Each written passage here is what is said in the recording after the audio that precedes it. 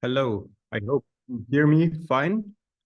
Greetings from Berlin, and thank you for inviting me today. Um, as my topic says, I will give a short introduction about how we do quantum education in Berlin. Can you see my slides and hear me fine? Yes, all is okay. Perfect. Okay, so I'm Julian. I work in the AG Didactics of the Humboldt-University in Berlin in the physics department, meaning I mostly do educational things. And as you probably know, the Nobel Prize 2022 was awarded to quantum physics, more recently to Aspe, Clauser, and Zeilinger for entangled photons and for establishing the violation of Bell's inequality. And for this reason, we do a lot of quantum education in Berlin, specifically with the thing next to me, which is called the Quantenkoffer, which I will talk about quite a lot over the course of this talk. When we talk about quantum physics, the easiest way to start a talk is about Schrödinger's cat, because no matter whether you are a scientist or not, you have heard of Schrödinger's cat. And we talk about it being in the superposition of dead and alive. And this is how we would write it as a physicist, of course, using a wave function. The wave function thus gives us a way of showing, in quotes, what is possible. Meaning, in the case of the Schrödinger's cat, we have one part that is dead, one part that is alive, and we have the superpositional wave function to describe the system as a whole. We have the same when we do a double slit experiment. We have the left slit and the right slit, and their probabilities sum up to give us the wave function of the double slit experiment. And we talk about photons. We can talk about their polarization being vertical or horizontal. And again, we have thus a wave function that sums up all of the possible states. And polarization will be very important, as I will use polarization states of photons to show entanglement later on. So what is entanglement? If we have more than one quantum object, in this case we have two coins, we can think of an entangled system as something that has one wave function that describes the whole system and that is strongly correlated, meaning when we measure heads in one coin, the second coin would also show heads, or both coins show tails, meaning the wave function is strongly correlated, and this is a multi-particle state that is in superposition. So for entangled states, individual particles are unpolarized, but when we measure one, we immediately know what the other one is going to be. And this correlation is preserved at any distance, which is why Einstein called it the spooky interaction at a distance way back when. Einstein in general had quite some problems with quantum physics, as you probably know, and we will talk about his paper on EPR later on. But first, let me explain how we do quantum entanglement experiments live. And we do that by using so-called spontaneous parametric down conversion sources. Meaning we have a crystal that is nonlinear, we pump it with a photon, and out comes at some fractional size a pair of entangled photons that are both conserving momentum and energy. And those sources have been developed for the past 20 years or so, meaning they are quite small nowadays. And that is exactly what we use in the so-called Quantenkoffer, which you can see next to me and which I will show in detail shortly. Basically, it is a desktop size device that is transportable. It weighs only roughly 30 kilos, meaning I can take it anywhere I want, and I don't have to have a huge lab in order to show quantum physics experiments and to show entanglement, but rather I can just use my portable setup here. It produces these photon pairs at 810 nanometers, and we have some single photon detectors, meaning avalanche photodiodes, as well as a lot of optical elements, meaning beam splitters, polarizers, and mirrors, so that we have a real flexibility in the way we do experiments with it. And this is what I use to teach quantum physics, both on school levels as well as on general public talks. So how this source works is we have a laser. This laser hits a few crystals, and those crystals then excite or give off our entangled photon pair. So the laser itself is vertically polarized. It hits a half-wave plate where we can change the polarization state of those photons. Then we hit an Evo crystal, which has a different group velocity depending on your polarization. And we have two BBO crystals rotated by 90 degrees to each other, so that when one hits on a vertical, when a vertical photon hits the first crystal half, there is a chance of creating a horizontally polarized pair of entangled photons, and the other way around as well. And an Evo crystal that is then used to match the group velocities again, so that you really cannot tell them apart, and that in this way, we create basically entangled photons in a very small blueprint to a very stable degree. And so this is the first thing that I want to show today. As I said, this is an experimental lecture. So what sets my talks apart from others is that I can actually show quantum physics live, hopefully. I have never done it digitally, so please bear with me. But what I first want to do is just to show polarization entanglement. And what I will do is I will show you the COFA live with my camera here. But what you can see on the left is basically the diagram of it. On the left, we have our two sources, and on the right, we have our two detector periscopes.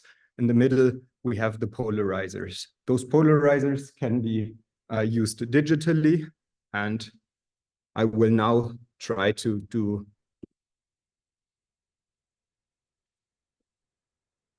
my screen sharing using my iPad. So please let me know when this stops working, but for now, I hope you can see the quantum COFA in action. And as I said, we have our two periscopes for the source here, and the two periscopes for the detectors here. We have some diagrams on the screen, and this diagram basically gives me the counts in each of the paths. So meaning one path is A, one path is B, and we can show that this is a live experiment. If I just move my hands and put it in front of the detector or in front of the source, we see the signal drops in B, and it gets back when I stop, of course. Meaning we do have a live beam here that is in near infrared, so you won't be able to see it, but I am able to basically have these experiments. Now what I am going to do is just to use one of the polarizers, and I can let it spin. This is indicated by the blue light and by the polarization state here, but it also shows me on this polar diagram. This diagram basically has one fixed axis, meaning this fixed axis is the axis that the polarizer in path A is set to.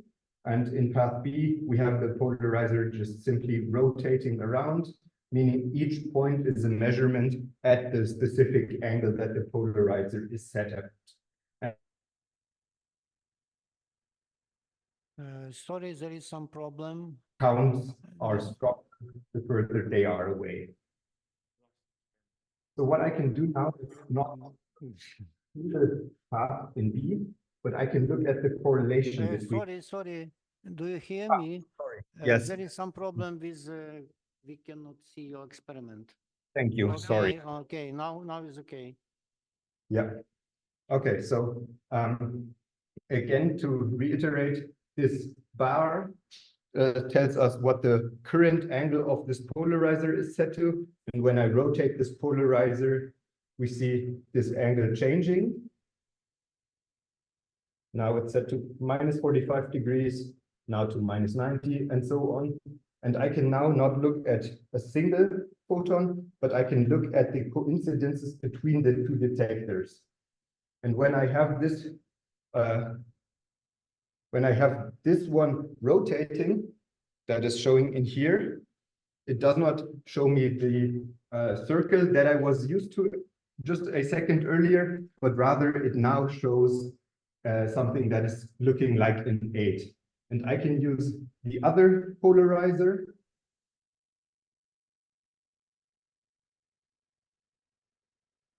The signal on the right changes its direction as well. So now you can see this is kind of in the same angle as the polarizer on the left.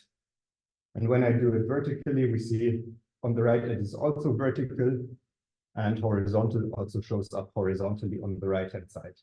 Meaning I have just basically shown that entanglement is possible with the system using a very easy setup of 2 polarizers, where one polarizer in one beam path is set to a specific angle, which is seen on the bottom left.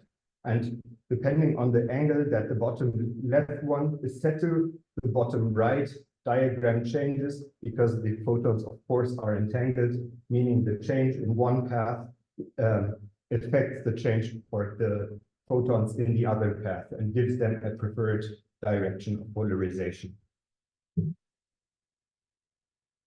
So I will now again switch back to my presentation, and there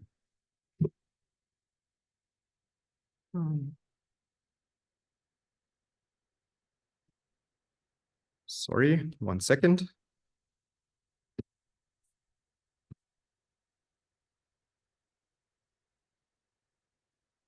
Yeah, okay. And so what we just did is basically we showed that polarization can be easily shown and lead to entanglement in such a small system. Again, a quick video that shows on the left-hand side, we have this rotating 8, and this is dependent on the angle that the polarizer on the right is set to, meaning we have an entangled system. Let's then talk about what we actually do with entanglement, or how entanglement basically was used to disprove Einstein. And here we can talk about the EPR paradoxon that was formulated in 1935, that states that a physical theory requires realism, completeness, and locality, meaning Einstein had its problems with quantum physics and did not think that the quantum theory itself can be the right one. So he came up with his own theory, a local hidden theory, and their conclusion was that quantum mechanics cannot be complete. There must be some hidden variables. This led to a large discussion, and until, well, almost 30 years later, there was no way to know who's right. But of course, in the meantime, quantum physics also developed quite strongly. And then a few years later, in 1964, John Bell came up with what is now known as the Bell inequality. I will sketch that shortly. We have a source of entangled photons and 2 polarizers, A and B. They can be set to the angles alpha and beta. And when we do this experiment with entangled photons, of course, we have a random result for A or B for just one measurement. But if we measure both, then we have strong correlations, again, just because of the way that quantum mechanics and this state and this superpositional state or entangled state works. So with the quantum mechanical case, we can calculate an expectation value that is a cosine depending on the angles alpha and beta. But in a classical case where we have hidden variables lambda, of course, we can talk about the measurements in A not being dependent on the angle beta, and in B not being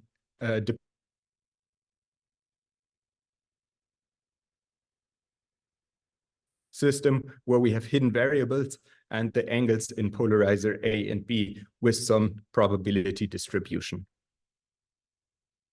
Then the classical expectation value is just an integral over the expectation values probability distribution. And we can do some math, and it quickly shows that in a classical case, or in the EPR case, we have an S parameter that is less or equal than 2, which is the Clauser, Horn, Jiminy, and Holt version of Bell's inequality. However, when we have entangled states and we don't look at local hidden variables lambda, but instead, again, recall this correlation cosine, then we can get a value that is as high as 2 times the square root of 2 or 2.8. And this gives us a clear way to measure basically Bell's inequality and to prove that quantum mechanics is superior or is the right theory, because the local hidden variables theory by Einstein would not be able to predict a value that is greater than 2 in this measurement. And so now it was the case that in 1964, Bell wrote about this equality or inequality, and it took some years, of course, because it always takes some years. But just less than 10 years later, Clauser was able to show a violation of Bell's inequality, but he had to average over long times. Almost 10 years later, again, Aspe was able to improve on the experiment, have lower averaging times, and show the violation of Bell's inequality. And even later in 1998, Zeilinger was able to use this newly developed spontaneous parametric down conversion source in order to show basically that this is still possible, and they got a result that is 30 sigma, so much or very strongly unlikely to be random chance, meaning basically they showed the violation multiple times and never was there any hope for the EPR paradoxon.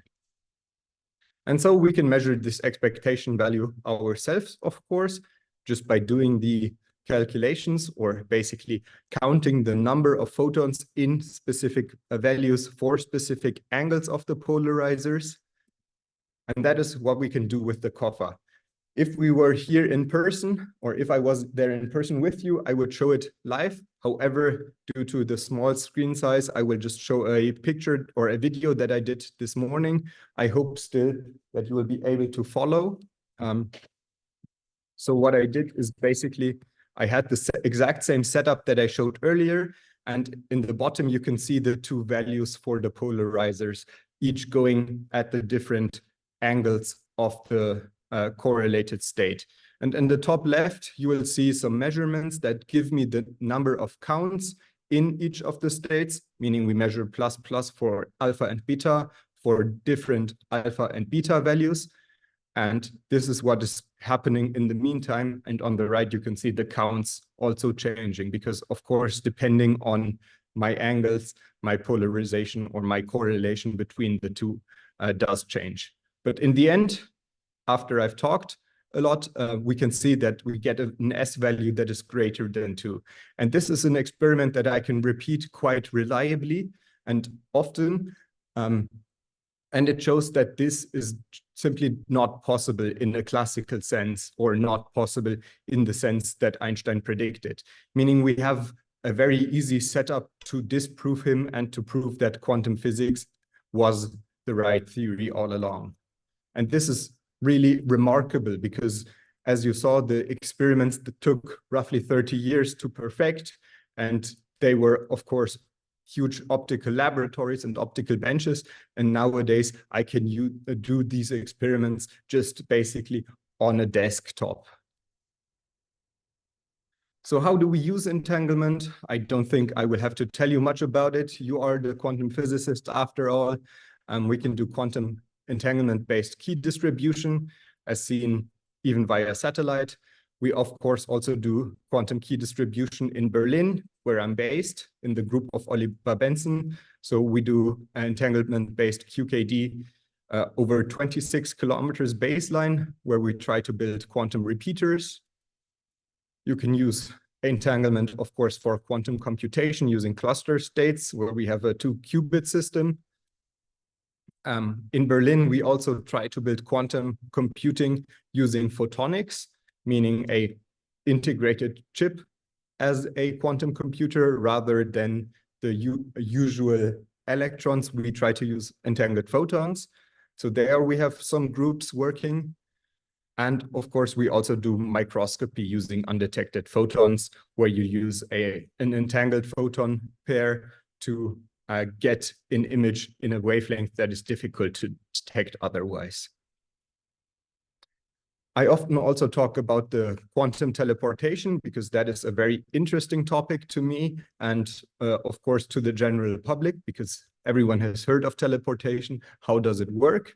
And we talk about how Zeilinger was able to show it. I cannot do that in my setup. However, it is still very interesting to talk about in a context of the general public. And so basically, this is kind of my work and my working group. We do everything teaching and research related for high school level and for bachelor student level in terms of physics courses and teacher education. We have the university lab in Adlershof, where I'm located, to do experiments with about to graduate high school students. And we try to really hone in the next generation of quantum physicists or physicists in general. And so what I usually do with the Quantenkoffer is I do public talks, such as for the Long Nights of Science, LNDW, or for the CERN Accelerator School.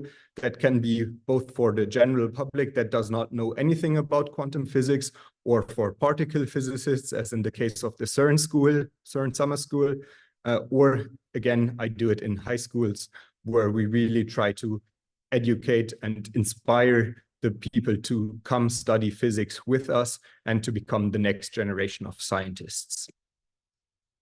And that also already leads me to my conclusion. Those that are not taught when they first come across quantum theory cannot possibly have understood it. I think Niels Bohr said it best, and whenever I do this talk, there's quite a lot of confusion. However, I usually take some time to clear things up afterwards.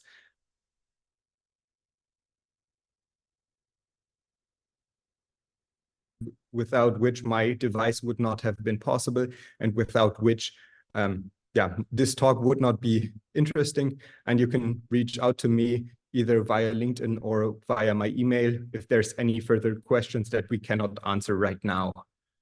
And with that, I would just again show you the coffer, and we can take some questions in the meantime. Thank you.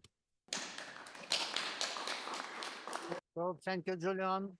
Thank you very much for nice talk, and thank you for experimenting in real time. Thank you, and question? Karol Życzkowski, originally from Krakow, Poland, now here in Lviv. So I'm very much impressed by your quantum coffer. And my question is very trivial, but somehow not maybe delicate. Is it commercially available? And what is the cost of such a coffer? It is, however, we are one of a very small amount of German universities that basically are trying a test run. So the company Q-Tools that is developing this is trying to push it to a mass market. However, there's still quite some kinks in it, and we have to work out those problems. Okay. So maybe we'll think of buying one for Poland, but I think it will be another good idea to donate one to Ukraine.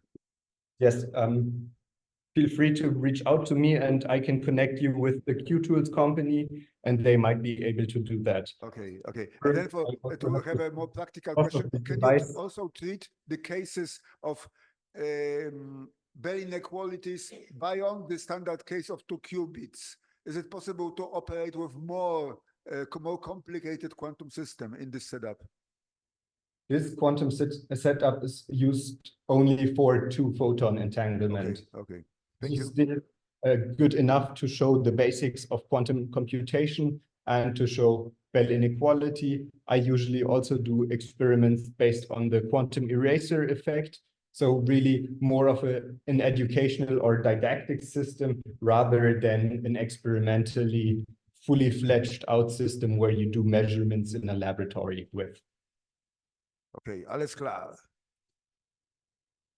And since you asked, the cost is somewhere around 100,000 euros, meaning it is sadly not very trivial and thus also not affordable for schools, which is why I have it at the university and I go to high schools to teach there rather than schools having to buy them themselves. Good to know this. Thank you.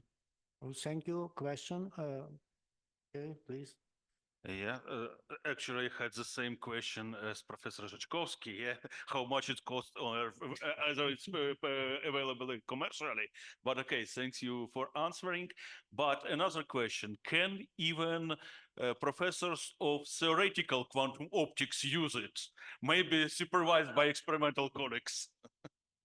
Yes, the idea very much is that it's a plug-and-play system, meaning I have very small hands-on devices that are either easy to use or usable via touchscreen. So really, you don't have to be an experimentalist to use the system, and it was designed that even school teachers with minimal training can use it because we have this high modulability.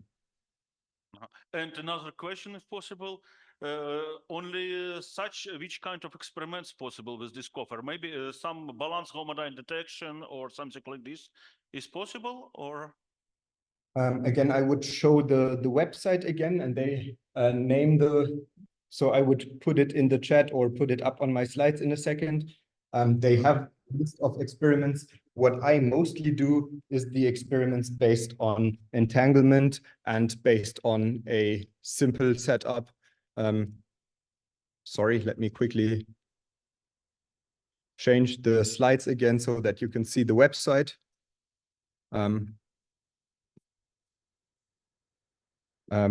Sorry. So the experiments we do is mostly based on entanglement, but we can also do experiments that are based on interferometers and just the speed of light measurements and so on. Okay, vielen Dank. Sehr schön. Again, feel free to reach out to me and I can connect you to the websites because my laptop has currently frozen, so I don't see anyone. Sorry. So there is one question. Okay. Глеб Скоробогатько. My question is, is it correct understanding that this quantum cover operates single photons, or it's a bunches of photons? And it's interesting the basic principles. I understand that this is possible commercial secret, but is it? I mean. Is it about curved waveguides or tunneling between waveguides or something like that? No, I think due to the nature of this BBO crystal's efficiency, meaning when we pump it with the pump photons, there's only a 1 in 1,000 chance roughly that we get this spontaneous parametric down conversion pair of photons, meaning those pairs really are few and far between, and thus we can assume them to be single photons. They're not truly single photons in the sense when you have a single emittance of, for example, when you have a calcium atom decaying into two photon states, such as was used in the first few experiments that I showed by Zeilinger and co. However, it is for all effects and purposes good enough as a single photon case, and we can actually do some single photon experiments. For example, we can do experiments that show that the photons are non-divisible, meaning you only see them in one or the other detector and not in both at the same time. So we really are talking about single photons and not cluster states, or sorry, not cluster states, but rather photon bunches. But do you send these photons consequently or simultaneously you have a big number of photons? Sequentially, yeah. Okay. So one after the other. Here's again the website if you want to check out this device. There's also the contacts of the company and some experiments that are shown on there, which we can of course do. So that is probably one of the good websites to check out if you're interested in the cover. Thank you. Thank you. Maybe question. So we have a question. Hi, it's Grzegorz Reichelmierzch from Warsaw. So my question is from a naive theoretician. So, you know, I don't go often to a laboratory, but when I do, I am, you know, concerned about my safety, especially with light. So what can you tell me about it? Is it safe completely, or do you need to be careful? This device is built for use in schools, meaning we take laser safety quite seriously. We have a relatively low power laser, so nothing should happen. And even if we have some laser safety glass so that the signal is confined in the space, and we have some things like, for example, the laser turns off automatically when you open the case, meaning there is no chance for any laser light to be lost in any way. So the system really works quite in a confined way and with high safety standards in mind, and there has never been any chance really of anything happening. Thanks. So it's school proof and should be university proof as well. Exactly. So thank you. So we have time for one question. Christian? No, I You do are not have a welcome. question. I would like to say thank you. Thank you for your talk and thank you for being with us. Thank you. Thank you, Julian. Thank you for the very short notice invitation. It was a pleasure to present. And yeah, thank you. So thank you.